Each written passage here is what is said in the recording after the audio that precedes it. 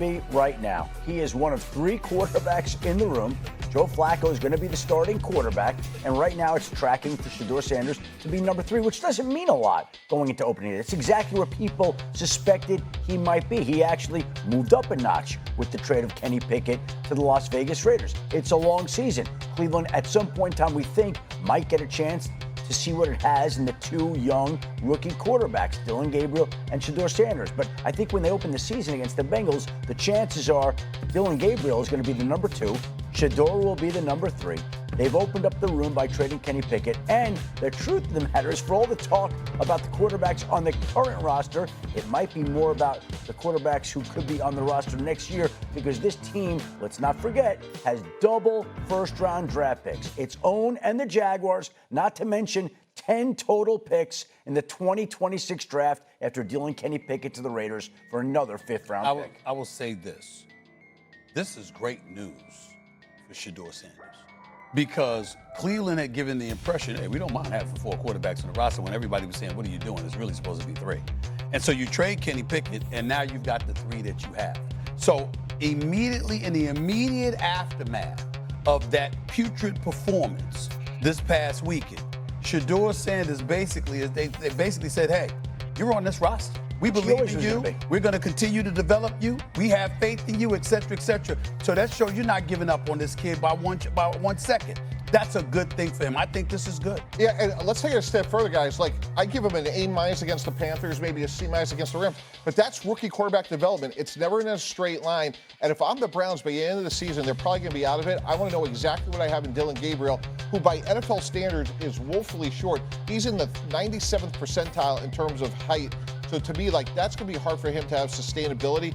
I want to know what I have in Shedeur Sanders by the end of the year, because, again, Ab, to your point, they're going to have 2 first-round picks. So I think what I would say to Shedeur is every Wednesday, Thursday, and Friday, that's your game day. You may not be number 2 right now, but go beat out Dillon Gabriel in practice. Go beat him out in the meetings, and let's see where we are by the end of the season. You think he can beat him out? Yeah. He's ahead of him right now, obviously. Yeah, Molly, I'm a big height-weight speed guy when it comes to the quarterback position.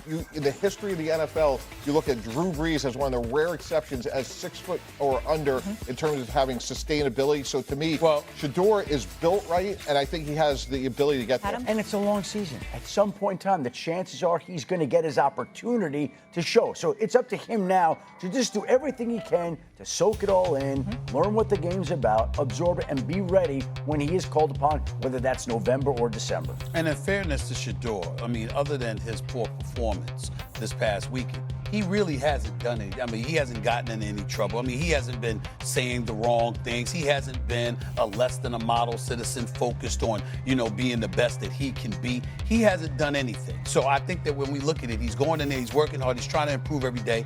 He's saying all the right things, trying to elevate his level of play.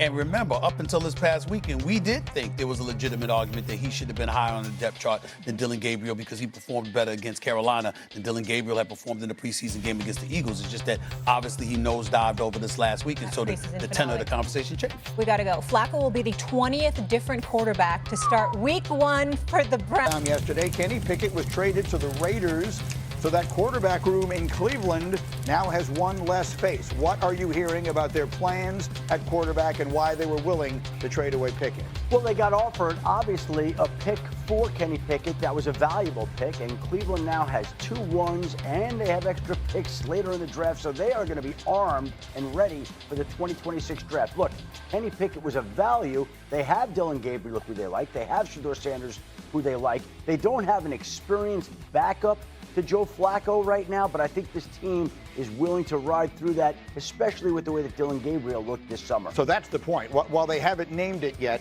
the real question is who's going to be the backup, because that player is one hit away from being on the field on opening day. It's going to be Gabriel. Yeah, who played very well this preseason, in fairness, Srini, but as Hebo just reminded me, he's in 3rd percentile in height. It's really hard to have sustained success in the NFL. Drew Brees is the obvious outlier when you are so short. So to me, it's a big risk. You go from 4 quarterbacks, which we've talked about all summer long, to literally for a 40-year-old quarterback to be backed up by a very unproven, very short by NFL standards 3rd-round pick. Yeah, so we will see Dillon Gabriel, and maybe at some point we will see Shedeur Sanders. That quarterback room remains an interesting one. Yeah, I mean, listen, I've always said, This season should have an eye towards what you're going to be in 2026 right. at the quarterback position. You're going to keep both of the rookie quarterbacks. Yeah, exactly. And maybe both of them get the chance to play. Mike T, yours is the next burning question. Joe Mixon will miss the first 4 weeks of the season with a foot injury, as was forecast by Shefty yesterday. Tell us again, the wide open AFC South. Which team do you like? The Tennessee Titans. Look, the Texans will have 4, maybe 5 new stars on the offense. Joe Mixon's out. And when you think about Cam Ward, this is the quietest first overall pick we've ever seen. And he, to me, is going to have a spectacular season. Tyler Lockett, Calvin Ridley, really solid offensive line.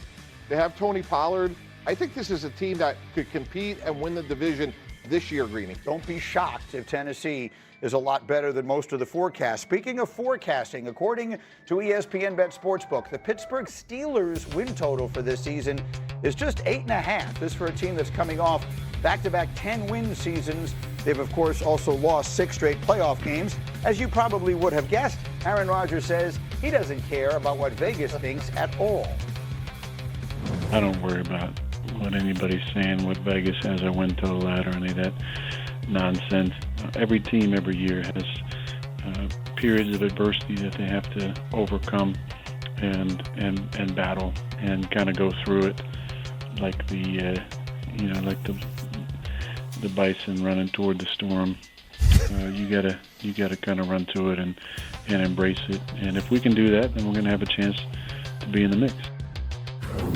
So again, that's why I said, as only Rodgers can. Like only he could say all of that when asked about Vegas's preseason win total projection. That said, it's 8.5. D-Wood, we go over or we go under? I'm taking the over on there. Listen, we're talking about Mike Tomlin and the Pittsburgh Steelers. Like they sleep their way into 9-10 wins. Yeah. And that's without Aaron Rodgers at quarterback. Listen, I get he's 41, and that's a big question mark. Can he play the whole slate of games? But this is the best quarterback situation the Pittsburgh Steelers have had since Big Ben has been there. I think that the biggest question, honestly, is the offensive line. The offensive line, if they play well and they play to their strength and protect Aaron Rodgers, come on, I'm taking the over. Greeny, the NFL was created on September 17th, 1920, roughly 105 years ago. In 105 years, there's been 2 quarterbacks, 42 or older, start a playoff game. I'm going to take 105 years and take the under.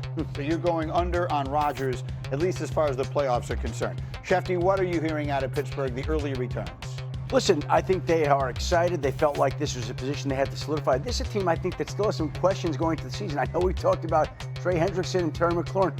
A topic we haven't talked about that's not settled yet is Cam Hayward, the defensive tackle who has talked about retiring if he doesn't get a raise. And they have been unwilling to figure out that situation. So I know we have all these situations that have percolated across the league that have begun to be solved. But Mike is out there, and the topic that hasn't gotten a lot of attention so far is Cam Hayward, who hasn't participated in team drills in practice with the Steelers getting ready to open their season against your Jets, the 3 of you guys. That's correct. All 3 of us. They're playing against the 3 of us and the rest of the Jets a week from Sunday at 1 o'clock Eastern. And by the way, just so you get a chance to hear it, I've said it a million times, no one says words better than Mike Tomlin does.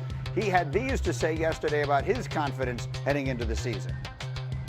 You can trick yourself into being confident. You can hide underneath your desk. I don't worry necessarily about how I feel, the emotional component of it, because it's just that. It's about putting these guys in position to work individually and collectively and being urgent about that work and understanding that everybody's got the same number of days and the answers to those questions, those bills are going to come due in a short period of time. Again, I have no idea what he just said, but I loved it.